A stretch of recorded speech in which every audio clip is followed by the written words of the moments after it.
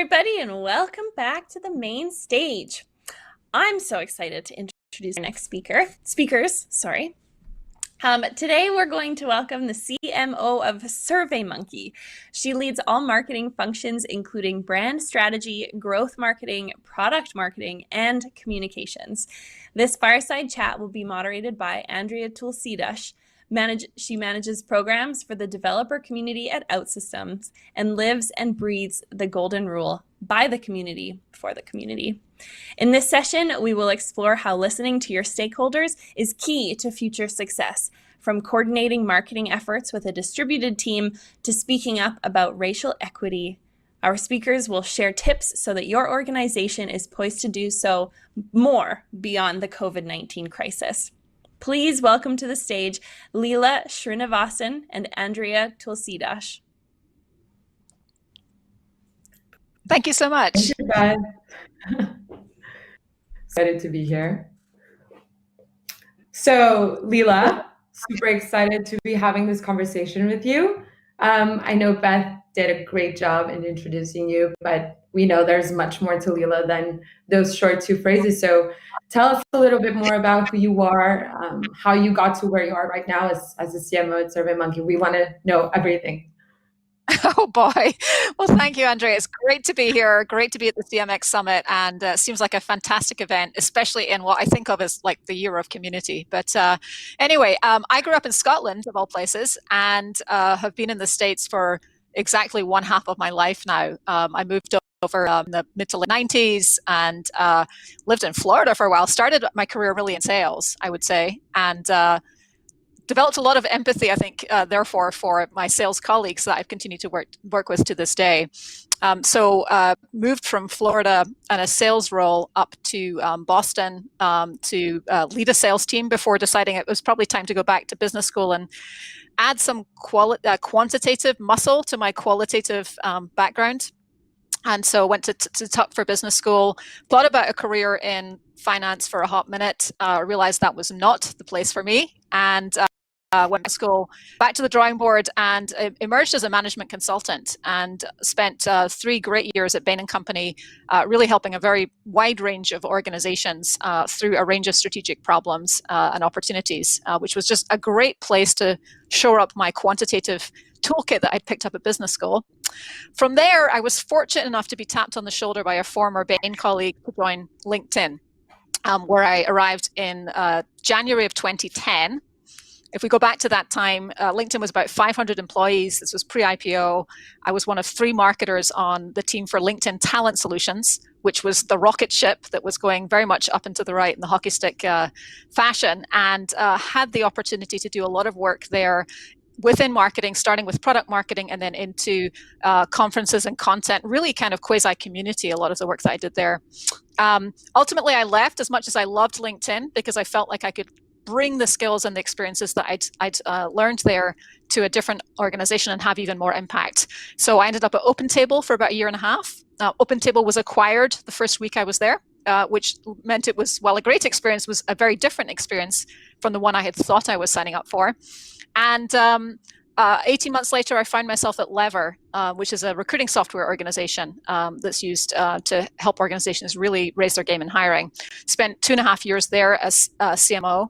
And that was when SurveyMonkey came calling. And I had the opportunity to use SurveyMonkey tools and technologies throughout my consulting and my marketing career, and really, really, understood the value that SurveyMonkey delivers to its customers, but had no idea how much there was behind the scenes at SurveyMonkey and where the company was headed. Got really, really excited about that mission, and also the type of company which SurveyMonkey is, its culture, its values, and the leadership team there. And so it was an easy decision, as much as I also loved Lever, to make the transition again. So I've now been at SurveyMonkey for 2.5 years, and I feel like we're just getting started. You're clearly super happy and motivated to be at SurveyMonkey for sure. So you were SurveyMonkey's first. You have to love what you do. That is really my secret sauce. Finding things that you're passionate about will take you a long, long way. That's true. It's not work when you really love it, right? That's right. So you were SurveyMonkey's first CMO. You had the chance to rebuild everything and then create your marketing strategy from scratch. Can you tell us a little bit more about that process and how it was to have a marketing team at your disposal and be as creative as you wanted to be? Yeah, so I mean, I will say, having had the prior experience of building teams from scratch, it's a very different set of muscles that you use when you come into an established and actually a pretty strong team. But think about how that organization needs to shift in line with the business shifting. So really the reason that I was brought into SurveyMonkey and the reason I made sense as a CMO was my background has been in B2B marketing, and set aside for the fact that we're all marketing to humans, so B2B and B2C are a little bit artificial in terms of the constructs, but the types of tactic and approach that you use in B2B marketing are quite different from B2C. And when I joined SurveyMonkey, we were really just kicking off that transformation, moving from being a predominantly transactional online, a solution that was sold online. You put down your credit card and then you get your account set up, to the enterprise. And that's a multi-quarter shift where you really, again, have to use a very different set of muscles when you're working closely with a sales team in addition to your product and growth organizations. So a lot of what I've had the fortune to do over the last 2.5 years is really think about the talents, the skill sets, the capabilities that we need to have in-house in order to make that multi-quarter transition. And it's partly about bringing in that demand generation and sort of enterprise expertise. It's also about thinking how we want to transition our brand to really tell that story out to our customers and connecting in with our customers. Because what I saw was the way that B2C and B2B organizations connect with their customers and engage in dialogue with them and understand the stories it can be quite different. And over time, what I saw be successful at LinkedIn and what we've been steadily bringing to bear at SurveyMonkey is more of that customer story in everything that we're doing to inspire us, whether it's, one of our values is innovate for customers. So innovating for customers in product, but also making sure that our marketing really is built around the successes that our customers are seeing and the ways that we're adding value to them. No, that's fantastic. And it's very interesting. I, as a student, used to use SurveyMonkey. It took me a while to understand that SurveyMonkey was doing B2B. And it's fantastic how you're saying that it's not even B2B, it's not even B2C, it's B2H. We're talking to humans, we're getting powered by people data. So it's really phenomenal. But now talking about people, and it's really inevitable to talk about this and to talk about COVID-19 during these days. Especially when a lot of us around the world are still in isolation. So to all our folks out there, sending positive thoughts to you all. Stay strong, stay safe. So how have you kept your teams, yourself, inspired during these uncertain times? Yeah, so first off, just to echo your message, Andrea, I mean, none of us have ever experienced anything like this, and I really think, look at 2020, and we're not done yet. So who knows what surprises are in store for us in the last couple of months of the year here. But it's been a crash course in leadership, I would say, all around. It doesn't matter what function you are in. The way we operate as leaders has had to shift dramatically in a period of global pandemic. So, I mean, I still remember really clearly back to March when all of this became a reality, and the late night conference calls and the weekend editing of policies and trying to figure out how we would help our employees through all of this.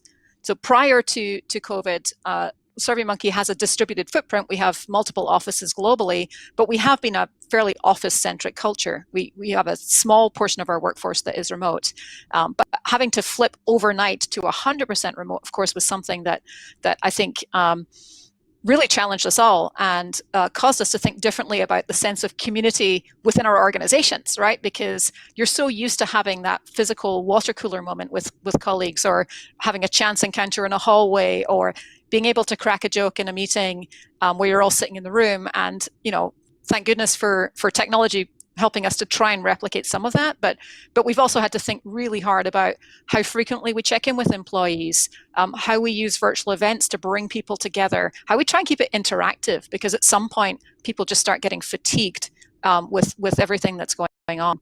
And no surprises. We're a feedback organization. We enable other organizations to turn feedback into action. And that's a lot of what we've been able to do during this period as well, is keep a close pulse on the situation with employees to understand how they're doing. Where are they finding things challenging as we flipped to work from home? A month later, 2 months later, how is that story shifting? Because this has been a year of just constant evolution in terms of how people are thinking and feeling and reacting, and whether they're finding work from home difficult because the kids are out of school now, or because they're really starting to suffer from the social isolation, and that's become more protracted, or more pronounced rather as the year's gone on. So asking the right questions of our employees, kind of ingesting that feedback, and then discussing it as a leadership team and figuring out how we want to keep evolving our practices and stay connected to our employees has just been, again, it's kept us all on our toes this year, but it's been so important to trying to preserve and maintain our culture and just keep our employees feeling connected to the cause. That's super important. I just wanted to add something. I think that in 2020, I've heard more times, "Can you see my screen?" or a shouting baby, or a cat passing by the desktop in a Zoom call. So we've all have to adapt to this new reality. And it's super interesting that you said that it's keeping you on your toes, and it's forcing your leadership team to think of different ways where you can find these working agreements where everyone feels part of the conversation. I know that I was very used to having that water cooler moment, and sometimes even if it's just for 5 minutes, I missed a meeting, and it's almost like a fear of missing out moment, right? So it's like you're no longer part of the conversation. So have you instilled? Actually, Andrea, on that, one of the things that we've that I think has been fairly consistent through this period, and now we're flipping to starting to think through, how will the future of work be different? How do we need to reimagine the workplace? What purpose does it serve? What are our policies going to be around remote working versus having, trying to go back to some sense of office-centric culture? And one of the pieces of feedback that I think has been fairly consistent in our organization, and also in talking to peers that I'm hearing from other companies, is the how much people prize flexibility. And they might concretely need it because they have I've got 3 kids next door that are running around the house, and if the babysitter is late and we need to, somebody needs help getting on Zoom, for example, for their morning class, right? I have to have that flexibility. Equally, we have people who have 5 roommates and are not necessarily in a position to always be on camera, whoever happens to be. And so I think we found that flexibility is the new sort of most valued currency at organizations as we all navigate this, but also look to the future. For sure. And I feel like more now, even more than ever, it's respected, it's heard, and it's encouraged for people to have that flexibility. Something that our CEO says a lot is, "What works for you works for us." And I feel like that sort of culture where the company understands and values this flexibility is something really fantastic. So being true to the title of this session of reimagining marketing in this new normal, I mean, this is the new normal, right? How do you see marketing changing for the long term? So we've had so many recent events, whether it's with the pandemic, whether it's with the discussion of racial equity, whether it's, like you said, with the future of work, finding the balance between working physically in person or virtually, or a 50-50 duo. What do you think is going to change in the future? Yeah, it's a good question, Andrea, and I wish I had the crystal ball. I mean, clearly things have shifted massively in the last 6-7 months, right? We all stopped in our tracks overnight, had to reevaluate everything really, and think about how we could be relevant in a world where, frankly, there were much more pressing challenges and things on the minds of our customers and our employees, right? So you kind of rip up the tactical plan, you have to go back and look at all of your messaging, every aspect of it, to make sure it's not only relevant, but it's also not tone deaf. Because I think we all went through a period of going, I can't be sending out these mindless outbound messages. And you know what? Perhaps we never should have been sending them in the first place. I think what we've learned in this period, and what I hope carries into the next era, is the importance of empathy, first of all. Empathy for your customers, empathy for your employees who are on the front lines and are really an extension of your brand. And if they're not if they are facing struggles and challenges, you have to be in with and help them overcome that in order for them to do their jobs well. I think having empathy for your customers then leads to you really thinking through how you add value to them. How can you be relevant? And I sort of think of this as the era where if you weren't already helping and not selling, you certainly have been if you've been successful in 2020, because if you're out there, again, mindlessly hawking a product or not at least taking stock of the context and just the tone of the moment, if you will, then your message can not only fall flat, but can actually be offensive. So really being conscious of your context, I think, is something that we will bring into this next era. Just a much more human, kind of human way of marketing, if you will. And then making the most of virtual, right? I don't know for sure how soon we will get back to large scale conferences, or even if we will, because I think one of the silver linings of this whole period is we've seen the power of people coming together at events like this in communities, large and small, to share, to exchange best practices. I've never been involved in so many CMO huddles, for example, in my career as I have been this year.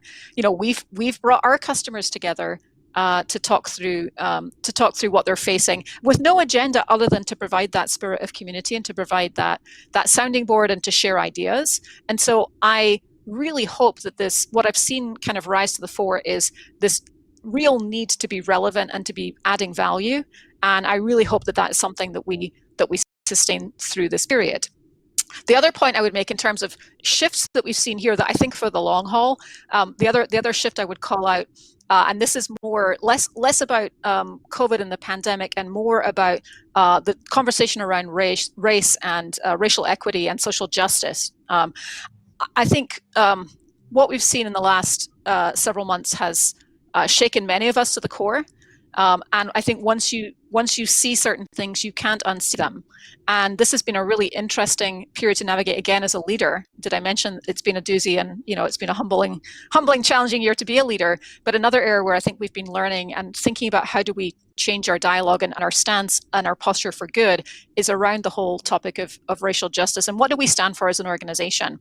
And so I think this has ramifications for your brand and the extent to which you bring your purpose into your marketing. So I'm seeing this rise of purpose-driven or purpose-led marketing where organizations are now more intent than perhaps they were to help the outside world understand who they are under the covers, the types of culture they are, what they stand for, and how committed they are to making the world a better place. And I think, for us, certainly at SurveyMonkey, that's been a hugely important aspect of the things that we've talked about. We've launched a racial justice task force internally. We've spun up certain initiatives, not only to make sure that we live out our commitment to being an organization that creates the most equitable landscape that we can, but that we're thinking about how can we positively impact the broader community? How can we help bring social justice out to broader spheres, if you will? So I think that is another aspect of marketing that's become important and that I think will remain important as we go forward. That's amazing. It was inspiring to hear you talk. I was just nodding because everything you said was straight on point. And piggybacking on what you were talking about, I saw that SurveyMonkey effectively created resources for advancing racial equity in the workforce. You created survey templates for addressing racial equity. You took measures to run a more equitable business, and it really is impressive to see how a company reposition themselves, or maybe you're already doing it, of course, but how companies are repositioning themselves to drive this purpose-led marketing, as you were talking about. So I just wanted to understand a little bit, how was it to be part of this process, to be part of this conversation? Because I know a lot of companies right now either sound forced or sound, like you said, using your expression, a little bit tone deaf on how they're doing this change of shift. So I just wanted to hear a little bit from your side. How was it to be part of this conversation and defining this process at your company? Yeah, well, first, it's not easy. For every leader listening in, this is not easy. In fact, it's incredibly hard, and it's hard to know how to strike the right note at times. I think what has been important for us at SurveyMonkey is just reflecting on how we can make a difference. how our products can make a difference, and also just internalizing the type of organization that we want to be. So the products, I think, expand to every aspect of this year. When COVID hit, we reached out to our own customers to understand what they were going through and to share some of the tools and the techniques that we were using internally in order to help them potentially. So, for example, that led to us spinning up templates to help other organizations check in with their own employees. Sometimes it's just hard to know what questions to ask in that situation, but you have to ask the question so that you can get that feedback and understand what your stakeholders are going through. So, we're fortunate to have technology that is built to open up that dialogue. And so I think a lot of it has been around thinking about how we can start with customer zero, which is SurveyMonkey, and use our own technology to get answers to those really, really important questions, whether it's to do with how our employees are faring or how they're thinking about and reacting to the conversation around race and how we can support them through that, right? And then thinking about how can we package and templatize that and take the experiences that we've been building back out to the marketplace in a very, very authentic way. A lot of these tools are available for free. We really are committed to doing our part to make this world a more equitable place. And we would love it if every organization on the planet was using our belonging and inclusion template to measure how their employees truly feel. Do they feel like they're included? Do they feel like they belong? Because until you have that honest feedback from your key constituents, like your employees, it's hard to know where to start in moving the needle. So I think, again, just and that's the SurveyMonkey story, is just thinking about what difference can we really make from our vantage point, and then how do we walk the talk? How do we set the example? How do we build the experiences that allow us to help other organizations on that journey? Fantastic. Guys, you heard it here from Leela. If you want to start the conversation, SurveyMonkey is here to help you. But definitely, it's the difficult conversations that need to happen and the difficult answers that people need to be ready to give. So essentially, SurveyMonkey, piggybacking on what you were saying, is data-centric, right? You're powered by data and you're empowering other people to look and leverage their data. I'm a little bit of a data groupie myself, but still everyone today, not everyone today actually, across all industries understands the value of data, or maybe more importantly, they don't know how to use it properly. So how important do you feel it is for companies, for professionals, for all the community managers here tuned in to really harness the power of data and to understand how much it can influence the right decisions, like it did with you? Yeah, well, I'm a little biased in this area. SurveyMonkey's mission is to power the curious. We hire people with a penchant for curiosity who are curious about the world works, and data is so important in answering questions and providing insights. But I also want to be real. I mean, it depends who you're trying to get buy-in from and where you're bringing data to the table. The truth is that people make decisions based partly on data, but feel and emotion, which is why connecting and having relationships is important. But what I found to be effective in my career is really understanding the audience I'm trying to influence with the data.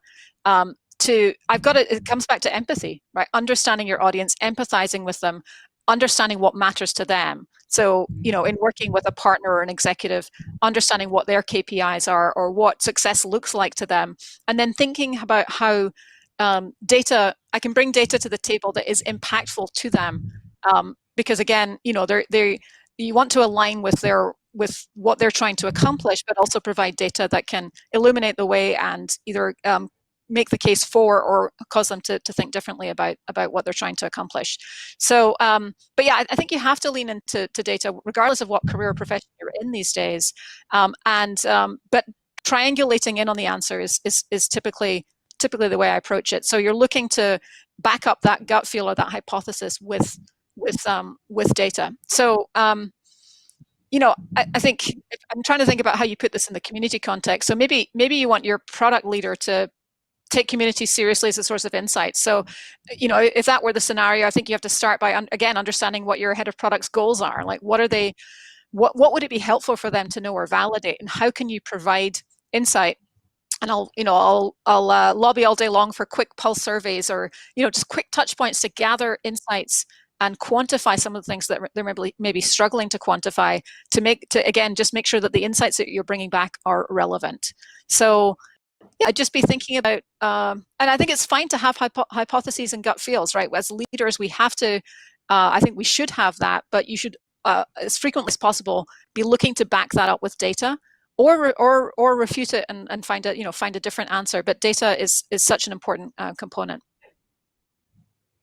For sure, data groupie here.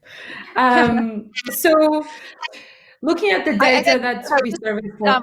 Oh, sorry, go ahead. Sorry, one other thought on data, I guess, is that there's I mean, we're drowning in data today. There's we're just awash in information, and I think sometimes people don't know how to interpret that data. They don't know what insight to draw from it. So I think one of the areas where I coach my teams and where I think people could do a better job is in presenting the data, is in telling the story in a way where it's not just chart upon chart of metrics. So if you're presenting out metrics in your area, you'll find, for example, people often don't know what good looks like. So bringing a benchmark or some sort of context into the conversation can be super helpful. Again, just thinking of data as a really important tool in telling your story, I think is something that will take you a long way as well. Definitely, I totally agree. So vanilla metrics are something that we hear on our day-to-day basis, right? Sometimes people don't even know what success looks like, how to measure impacts. I know I've had millions of conversations on how to measure ROI. So it's super important to understand what to do with data, for sure. But so I'm going to sound a little bit like a fan now, but you once said that feedback is marketing secret sauce. And everyone take a minute to really think about this, and it's going to sound like the most accurate thing you're going to ever hear. So I really wanted to understand with you how we can all better leverage feedback that we get from our community, that we get from our users, from our customers, and what we can do to create better feedback loops, what we can do to really get all the juice out of it. Yeah, so I don't know where I said that, but it sounds plausible. So let's run with that. So I said at the time, I think I said that, it's coming back now. I think I said that because I do feel that the best marketers are customer centric and are close to their customers and really understand the customer. Back to empathy one more time. And the community managers, you're in the kind of the hot seat or the prime place to really have that customer understanding as well. So I believe it is equally appropriate for this audience, certainly. So I guess, I mean, think about why people join communities in the first place, right? They want to learn from one another. They want to feel connected. They want to feel part of something. And as a community leader, you're in the driver's seat. You can facilitate that sense of belonging, and that you can facilitate that learning and that shared experience. And I do think that feedback can be a huge part of how you do that. So first of all, there's like how do you add value to the community? And I'll think about I mentioned this has been the year of the CMO huddle. And what I find often is that people are coming together because they want to compare notes. They want to, maybe they don't know what good looks like. I was on a call a couple of weeks ago that a fellow called Drew Neisser put on, group of CMOs coming together, and the conversation was about, well, what percentage of the pipeline is marketing responsible for at your organization? And we kind of went around the group and people shared numbers, and we shared how that varied by segment, based on the types of customer that we support. And those nuggets of information were insanely valuable for me as a leader, and I know the rest of the group was all taking notes, because these are the things we struggle with in our own sort of silos, right? There's only one CMO at SurveyMonkey, and so I have to go outside to compare notes. And community is a great place to do that. So what you can do with as a community manager or leader, of course, is you can facilitate the gathering of those insights or those benchmarks in aggregate, right? You can think through what questions are most pressing for your surveys, for your community rather. You can solicit their input even on what the question should be, and I've seen that done successfully before. And then you can run a killer survey that helps the others in the community understand how their peers are thinking, how they're adjusting, how they're goal setting, how they're approaching planning, what they're investing in. I mean, the list goes on and on and on.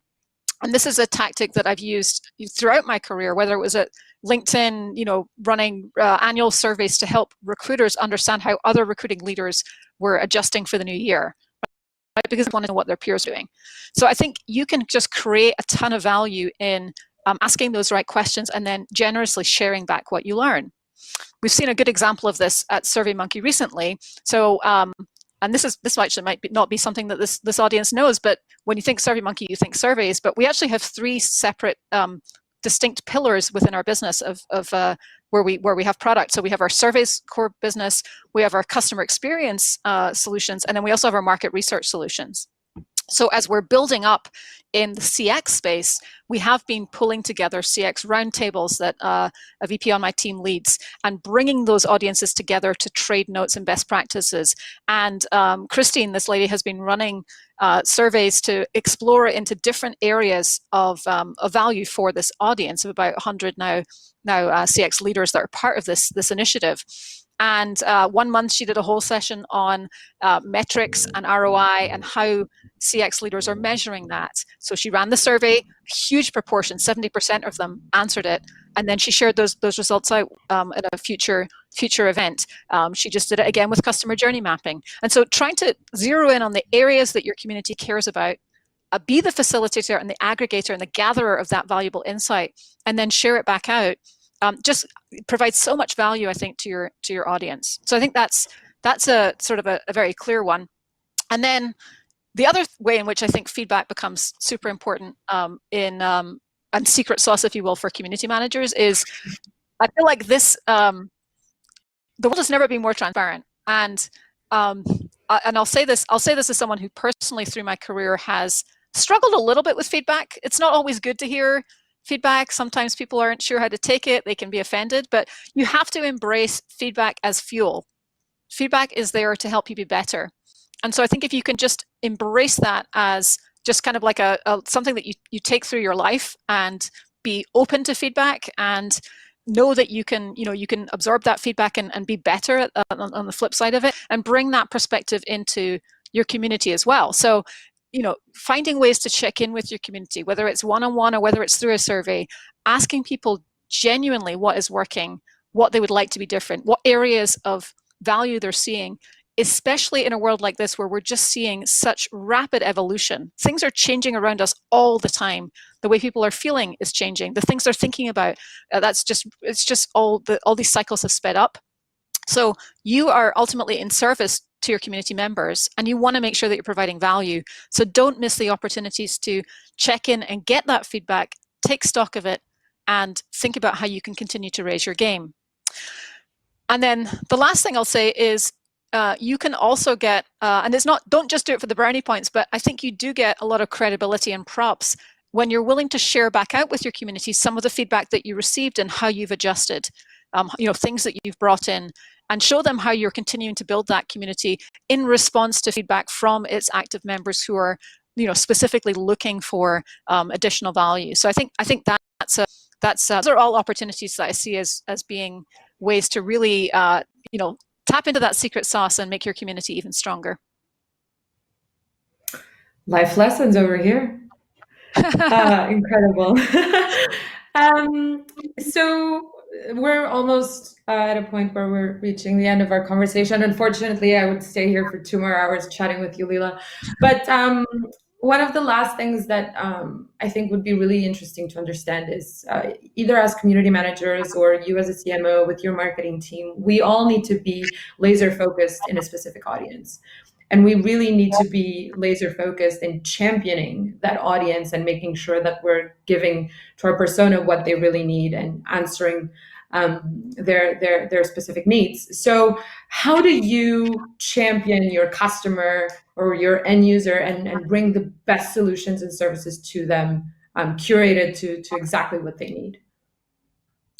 Gosh, that's a really excellent question, and especially a tough one to answer at a company that has like a wide variety of different types of customer that we work with. So I think throughout my career, I have leveraged leveraged, what's the word I'm looking for? Structures like advisory councils, for example, to connect with customers and really, again, go deep on understanding pain points, challenges, how their world is shaping up. And so I think that's one really effective way that you can lean into. So going deeper with a subset of your customers to understand their, what they're looking for and how, really kind of thinking ahead to how you can be part of that solution. So that's definitely a method that I would recommend to anyone that's listening in. I think in terms of, when I think about, and I said this earlier, like the best marketing, I believe, has the customer firmly at the center. And so a lot of the work that you will see my teams do really boils down to celebrating and elevating the success that our customers are seeing by leveraging our solutions. So, examples that we've seen this year again has been a year like no other, where, if our mission is to power the curious, and if what we're looking to do is enable organizations to turn feedback into action, we've long believed that is super important. But feedback has never been more critical than it is in a year of a global pandemic and social injustice and a crazy election cycle and who knows what else the world is going to throw at us. And so, making sure that when we hear stories like the governor of Rhode Island leveraging SurveyMonkey and Salesforce as part of an app to check in with constituents in Rhode Island to understand how the pandemic is playing out and just keep in really close contact with our population to strive for public health and safety. When we hear about organizations like the Red Cross and others leveraging our technology in all these cool ways that amount to connecting with your stakeholders, whether it's employees or people in need or customers, whoever it is, and using that software in really, really powerful and valuable ways, making sure that we, with, of course, all the right permissions, do everything we can to elevate and celebrate those stories, I think inspires others, and also I think brings into focus at SurveyMonkey how our customers are getting value, and that inspires, I think, in turn, the next wave of customer innovation. So one of the things that we had done in past years was set up something called a customer interaction report, and those actually we have a separate Slack channel where those come into the organization. Anyone in the organization can see these, and these are basically where employees have talked to customers to understand the value that they're getting, to understand what could be better, to understand anything about that customer's world, the impact that where our technology impacts it, and bring that story back into SurveyMonkey so that we can really understand that customer pain point challenge and think about that as we contemplate our roadmap and everything else. So that's just one sort of small thing that we've done to, again, just get customer stories front and center so that our general audience can consume them, be inspired by them, which is really important to our employees to make sure that they know they're doing something different and something that matters to our customers, and hopefully keep us on that path toward customer-driven innovation. I don't know if that answers your question, but it's really important. It did. It was super complete. But for sure, it's never been more important for us to use technology for good. It's so incredible that you're taking into consideration your customer's voice, your customer's pain points directly, and taking it back to the product and implementing them. So there is no better feedback than the end user. So it's fantastic that you have those open channels and that everyone in the company can actually get into the field and talk to the people that are going through all of this. So it's amazing to see. The other piece, of course, Andrea, is making sure that we are constantly getting feedback from our own customers in different ways so that we can understand that journey. So whether it is, we measure transactional NPS after every support interaction to relational NPS. So really understanding how over the course of time our customers think about us as a partner and as a partner that provides value to them, making sure that we surface that information in executive conversations and zero in on the areas where we have opportunities, because every organization out there, I don't care how good you are, you have opportunities to keep innovating, keep improving. We're all on this kind of journey of relentless self-improvement, and I think feedback is a huge component of helping you get where you're going. It's the secret sauce. So to close this conversation, before we open for public Q&A, Let's end it with a super positive note, I hope. What are you most excited about the future of SurveyMonkey? Wow. Well, again, this year, the silver lining for me is just hearing about these mission critical ways in which our software is being used to help organizations turn feedback into action. We have this longer term vision to raise the bar for human experiences by amplifying individual voices. And when I look at the types of feedback that organizations are leveraging our software for today, I feel like this year has, while we wouldn't have wished it on anyone, has helped us closer to that long-term vision.